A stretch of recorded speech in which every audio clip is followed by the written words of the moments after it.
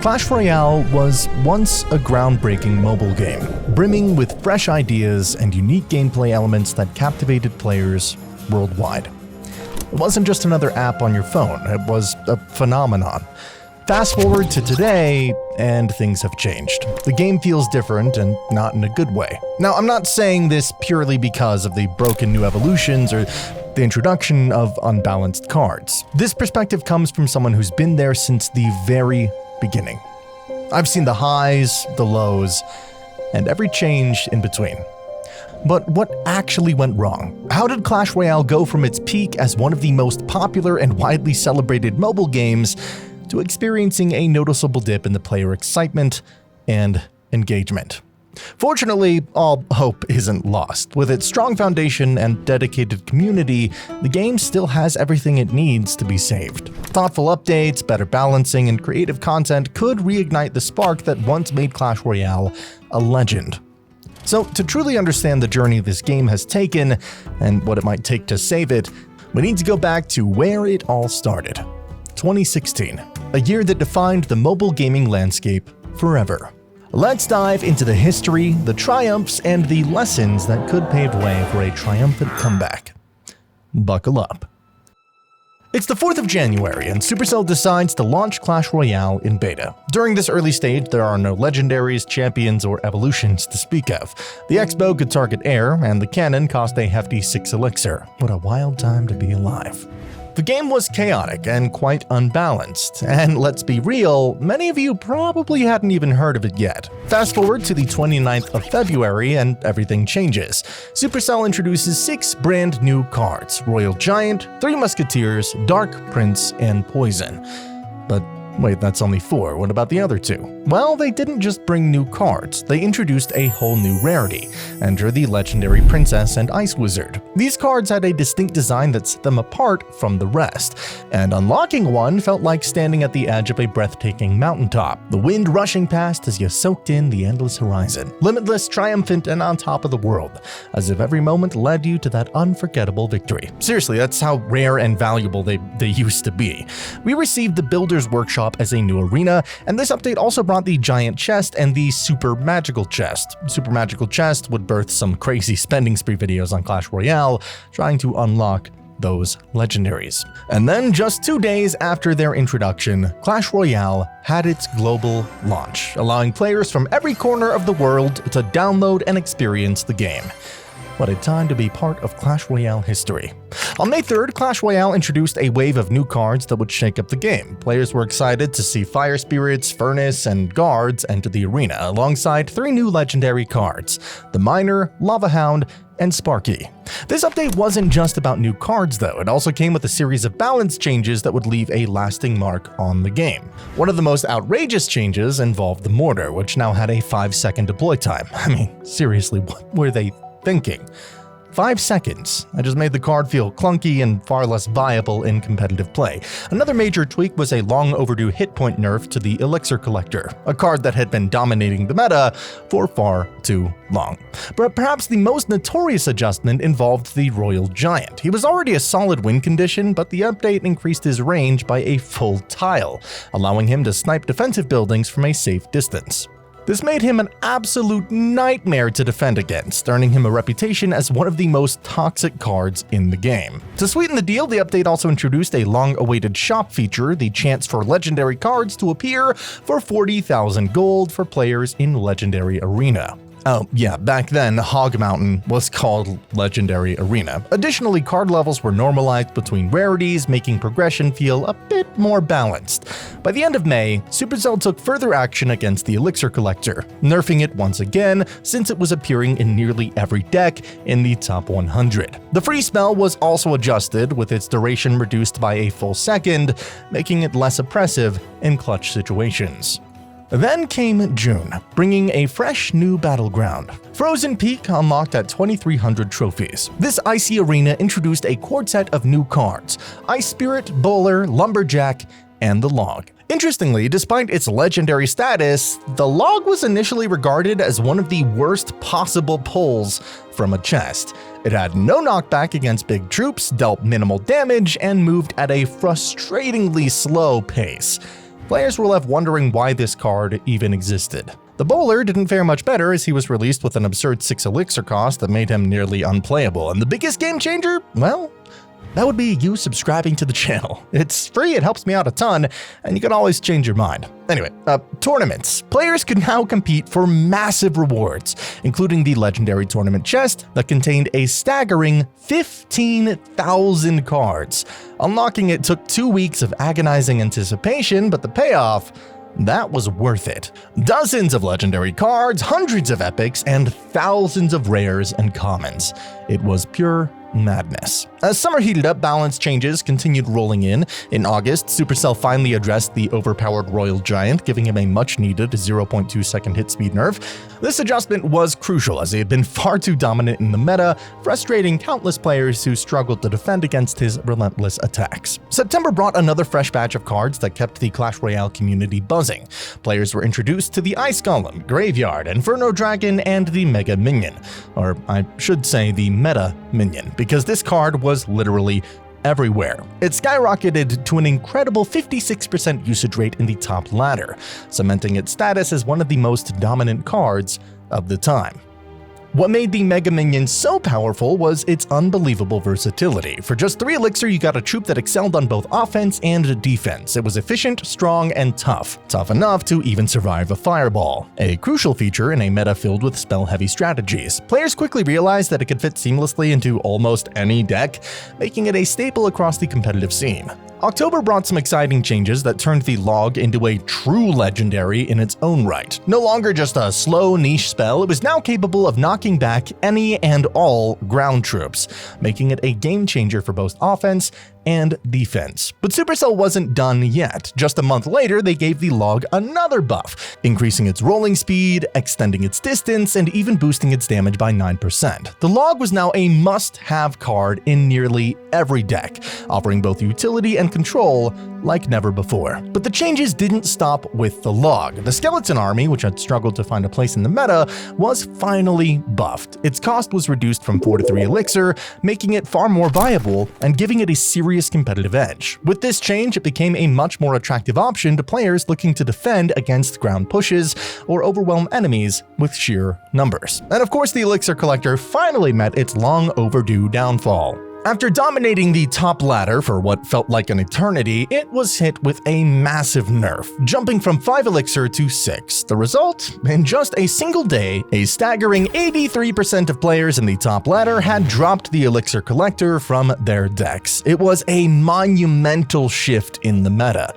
signaling the end of an era and ushering in a more balanced, dynamic gameplay experience. November was massive, introducing some memorable cards that would change the landscape of Clash Royale. Among these were the Elite Barbarians, Tornado, Clone Spell, and Electro Wizard. Now, while the Elite Barbarians are known today as the most annoying and scary card when rushing your tower, back then they were a huge letdown. Seriously, they were pretty bad. Despite their speed and damage potential, they struggled to live up to expectations. Their high elixir cost made them difficult to justify, and they were easily countered by swarm units or cheaper cards. At the time, the Elite Barbarians were just another forgettable card in the deck. But then there was the Electro Wizard. This card, it was a game changer. What made the Electro Wizard stand out from all the other legendaries was how accessible he was. For the first time, players had the chance to unlock him through the special event challenge. With 12 wins, you'd be rewarded with the Electro Wizard, and for just 100 gems, you could keep entering the challenge to level him up faster.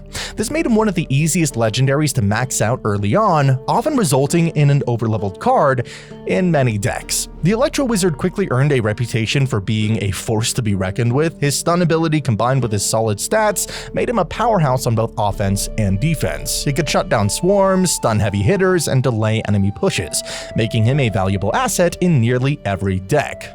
Players quickly realized his versatility, and it wasn't long before he became a top pick for competitive decks. Oh, and this update also removed the keyhole from the super magical chest, absolutely crucial, if you ask me. As 2016 came to a close, Clash Royale brought yet another wave of exciting new cards into the new jungle arena.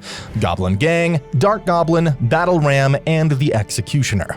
The Executioner in particular would go on to become a game-changing card, and when paired with the Tornado, it gave birth to one of the most legendary combos in Clash Royale history, X-Nado. The synergy between these two cards was insane. The Tornado's extended duration combined with the Executioner's insane ability to slice through swarms and heavy pushes made this combo nearly unstoppable.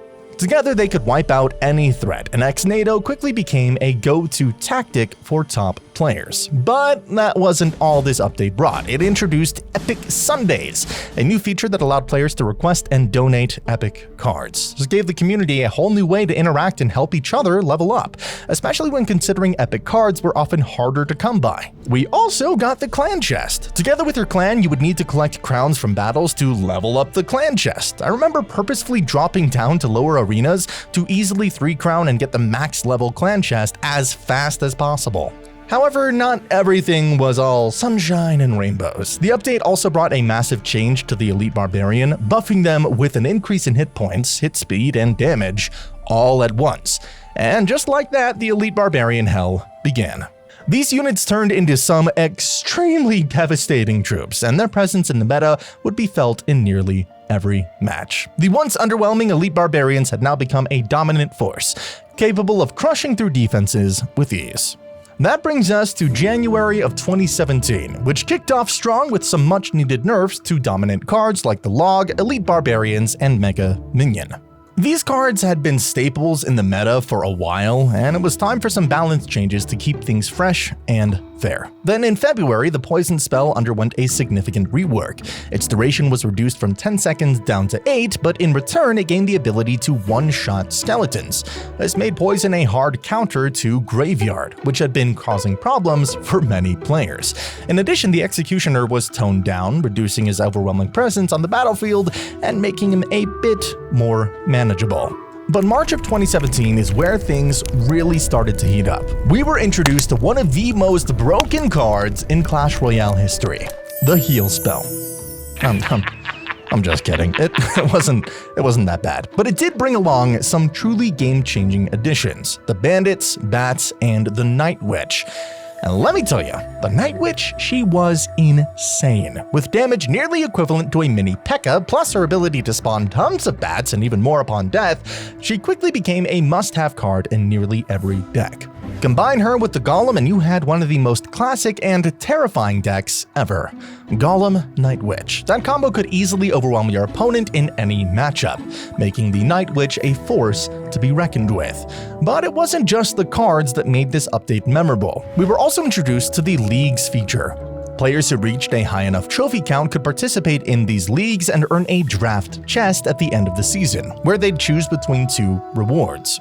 It added a whole new level of competition and excitement for top players. However, the absolute best addition in Clash Royale history came with this update: the 2v2 game mode. I'll never forget that feeling when it launched. I was on a school trip and my friends and I were practically dying to try it out. We were sitting in the back of the bus and boom, there it was. 2v2 was hands down one of the best features they could have ever introduced. It brought a whole new way to enjoy the game, and the ability to team up with a friend for some epic battles, it was just pure fun. April of 2017 brought more balance changes, with the Elite Barbarians and Royal Giant getting nerfed once again, though ironically the Night Witch didn't get touched at all during this time, but don't worry, she got her well-deserved nerf in June as her power had continued to dominate the meta.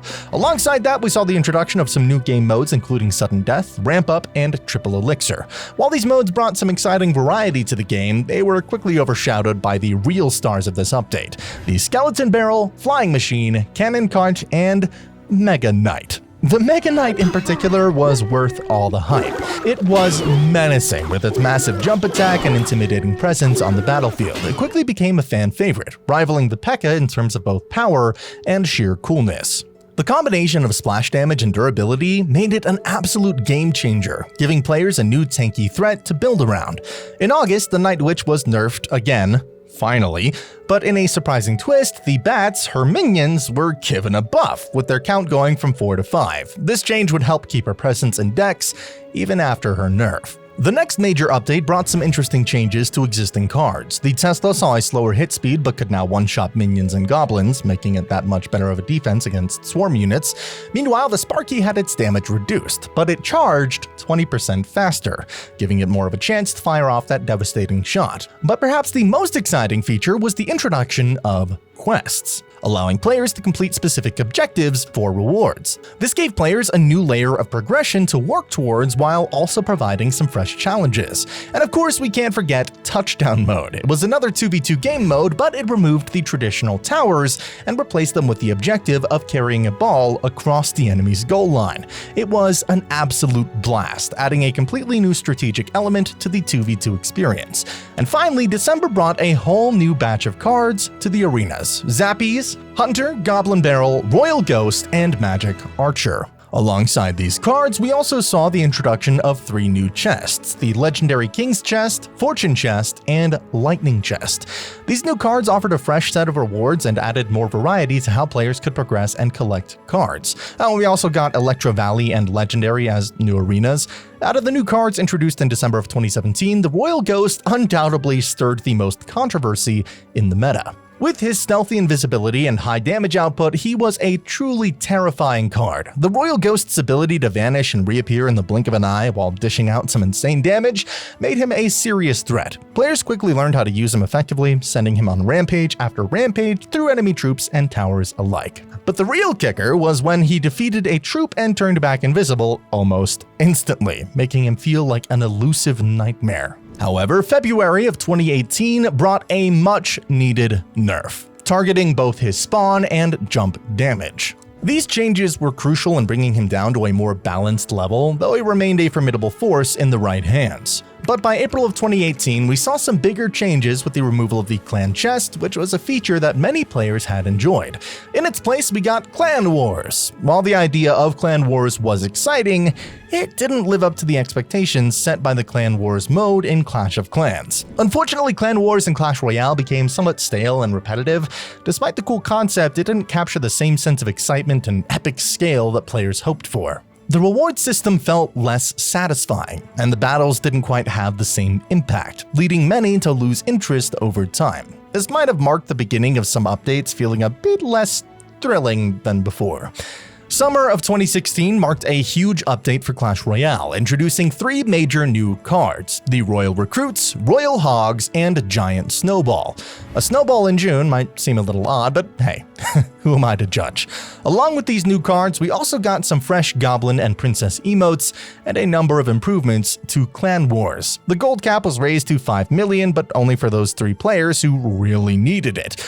But let's talk about the Royal Recruits for a second. When they first hit the scene, they were super oppressive. For just 6 elixir, you got a solid, tanky troop with decent damage and lots of versatility. They were so easy to place and would almost always yield some kind of value. In fact, they were so good that they were quickly nerfed. The elixir cost was raised to 8, an insane change considering there were no adjustments to their stats, just a straight up 2 elixir increase. Just 2 weeks before this nerf, we were also introduced to the Rascals. Think of them as a knight with 2 archers behind it. They were pretty decent, but not quite as oppressive as the Royal Recruits. In August, the balloon lost its knockback immunity, which had been one of its defining features, making it much easier to stop. Similarly, the Inferno Dragon and Baby Dragon also lost their immunity, which made dealing with them a little bit more manageable. On the flip side, the Cannon Cart became immune to knockback, which made it much more difficult to stop, allowing it to connect more easily. Meanwhile, the Bomb Tower got a much-needed buff with its elixir cost dropping from 5 to 4, making it more flexible and efficient for defense. One of the more interesting changes came with the Barbarian. Originally a pretty weak card, it was reworked to cost only 2 elixir instead of 3, making it much more viable and more frequently used in a variety of decks. This rework was a huge boost to its overall effectiveness. The next update brought even more exciting content, with the introduction of the Goblin Giant and Electro Dragon. These 2 cards added some variety to the gameplay, and the addition of emotes and clan chat was a fun touch, letting players express themselves even more in-game. At the close of 2018, Clash Royale saw the Royal Recruits settle into a more balanced spot at 7 elixir, no longer as oppressive as their initial 6 elixir form, but still potent. Freeze also saw a major shift with its duration reduced to a consistent 5 seconds across all levels, but now dealing some area damage, making it more versatile. Super Magical Chests were replaced by Mega Lightning Chests, and a feature that would soon become a game changer, trading, was finally added. This allowed players to trade cards with their clanmates, which was a huge step forward since previously you could only rely on luck or the shop to get the legendary cards you wanted. Trading gave players more control over their decks, making the game feel a lot more personalized. Alongside this, we got one new card, the Ram Rider, a fun addition, but the real highlight for me was the introduction of star levels, which let you cosmetically upgrade your cards, giving them a unique shine and making each card feel just that much more special. As we moved into 2019, Clash Royale began to show some signs of change. The heal spell got a significant rework. It now healed much less, but dropped to a mere 1 elixir cost, making it easier to fit into decks, but much less impactful. Freeze also went a major change. It now dealt 65% less damage to Crown Towers, after a rather embarrassing oversight where Crown Tower damage had been forgotten in previous updates. To make matters worse, we were introduced to the Wall Breakers, a card that in hindsight was somewhat underwhelming compared to the anticipation surrounding its release. Along with the Wall Breakers, we also got the Spooky Town Arena, but the excitement surrounding new cards had clearly begun to wane. You might have noticed that the release schedule for cards had slowed significantly by this point. Gone were the days of massive updates with 4, 5, or even 6 new cards. Now new cards were being trickled out one at a time, and this shift made the game feel stagnant. Players weren't as excited about new content, and it was clear that the game was struggling to maintain its momentum. In February of 2019, the freeze duration was cut down further from 5 seconds down to 4, and the Three Musketeers received a nerf, returning to their original 10 elixir cost. This was a response to the combination of freeze and the Three Musketeers, which had proven to be too strong when paired together. Rather than adjusting the heal spell, Supercell opted to hit the Three Musketeers instead. In my opinion, this marked a shift in the decision-making from Clash Royale. The community didn't exactly respond well to these changes, as they felt like knee-jerk reactions to perceived imbalances rather than thoughtful, well-rounded adjustments. This, I believe, was the point where Clash Royale started making decisions that left a lot of the community scratching their heads. In April of 2019, Clash Royale added Earthquake, a spell that would soon make waves in the meta. It was unique in its ability to target buildings and troops in a wide area, especially useful for clearing swarms and chipping away at defensive structures. Then, in May, the Three Musketeers saw a small change as they went back down to a 9 elixir cost. This change brought them back down to a more manageable spot, preventing them from feeling too oppressive when paired with other spells like Freeze. We also got the Goblin Cage in June, which wasn't that interesting if I'm being honest. July, however, brought about a controversial addition to the game. The Pass Royale was introduced, and it seemed like a response to the success of Fortnite's Battle Pass model. Everyone wanted in on the action, and Clash Royale was no different. While the idea of a pass that rewards players with extra perks, cards, and cosmetics sounded great in theory, the community was a bit divided. It marked a shift towards monetization, and many felt that it was a bit of a cash grab. Still, Pass Royale had its fans, and it offered tangible rewards and exclusive content. But in the midst of all of this, we also saw the release of a new legendary card, the Fisherman. Initially, the Fisherman was a bit underwhelming, and players found him to be hard to fit into decks due to his low damage output and situational utility. But in September, Supercell made a change, reducing his elixir cost from 4 down to 3, which made him more viable and gave him a place in many decks. Towards the end of 2019, the Witch received a significant rework. Her damage output was greatly increased, making her much more dangerous, but every other stat was nerfed. This rework shifted the way the Witch was played, making her a high-risk, high-reward card.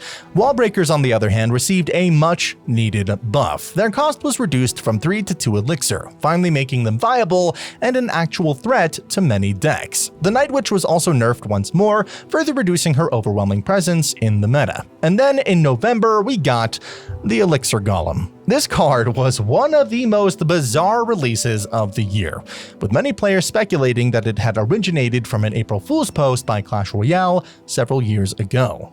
2020 would give us the Battle Healer, which only made the Elixir Golem more annoying to deal with. Speaking of annoying, 3rd of February 2020, the Firecracker was added to the game. On release, she was able to fully counter a P.E.K.K.A, Giant Skeleton, and even a Mega Knight. Her recoil was bigger, making her a bigger nuisance. Now say goodbye to the heal spell and hello to the heal spirit, because it is now the 2nd of April. The heal spell was hard to balance, so they turned it into a 1 elixir spirit.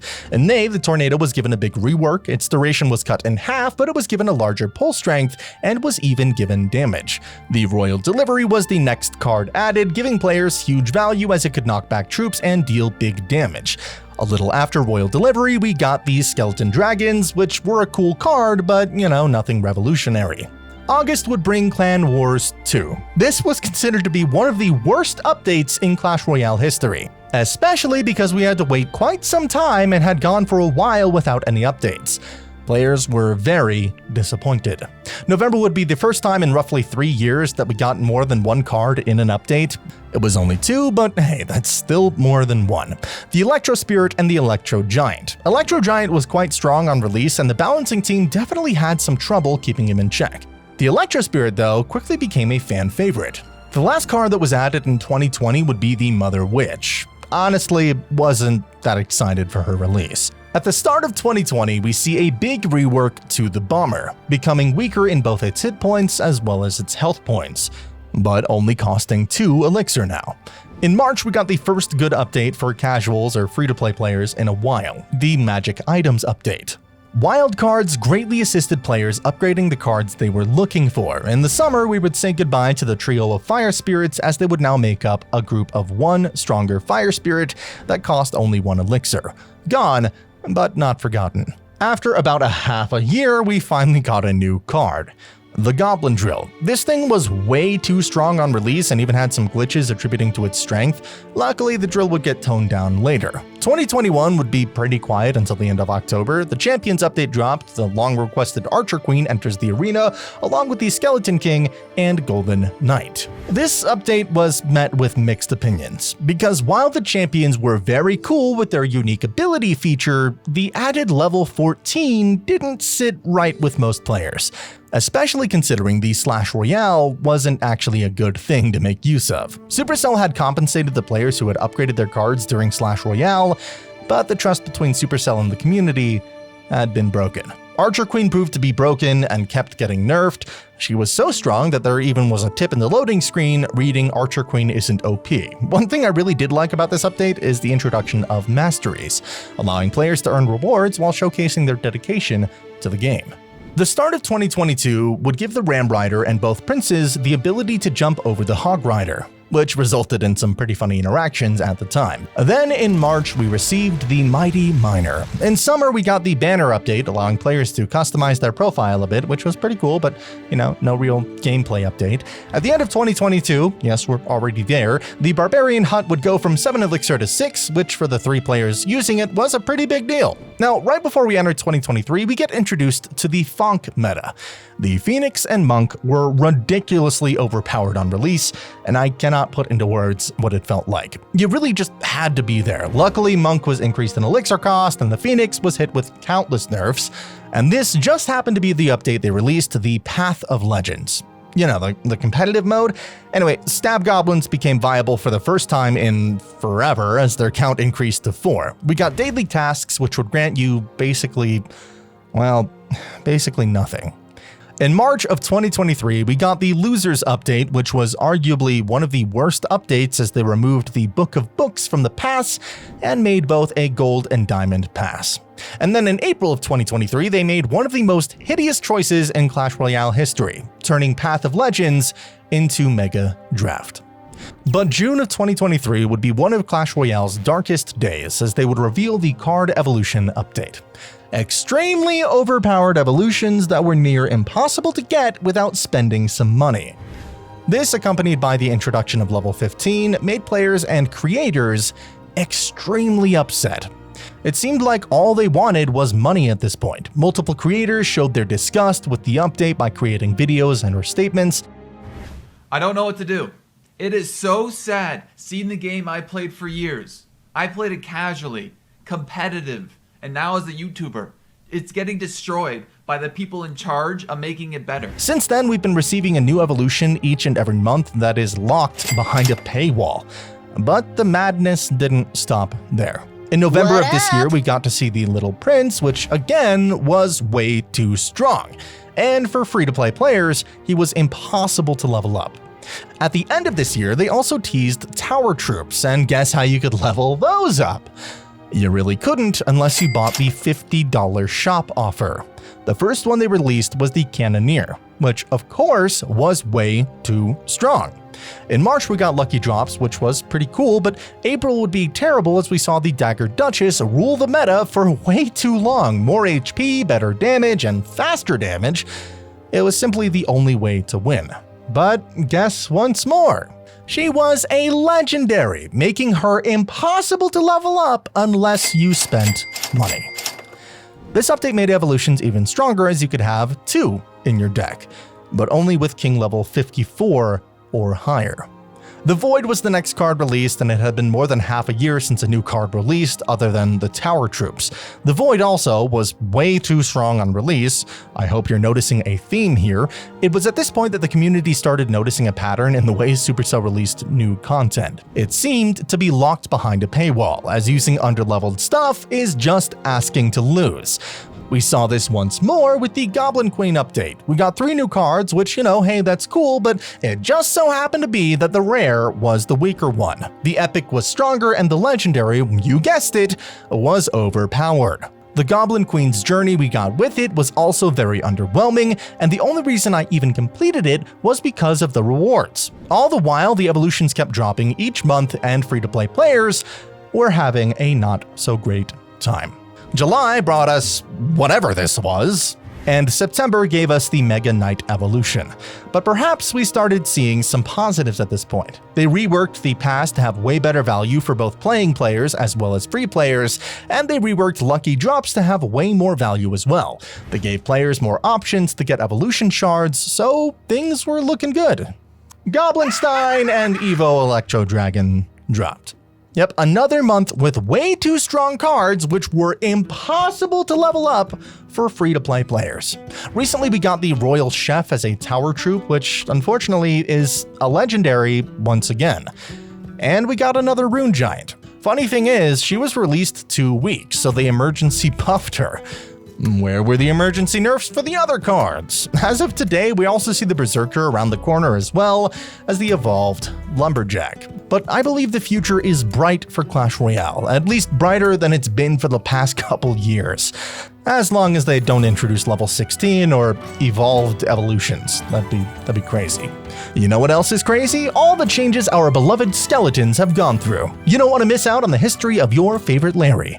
So I'll see you there.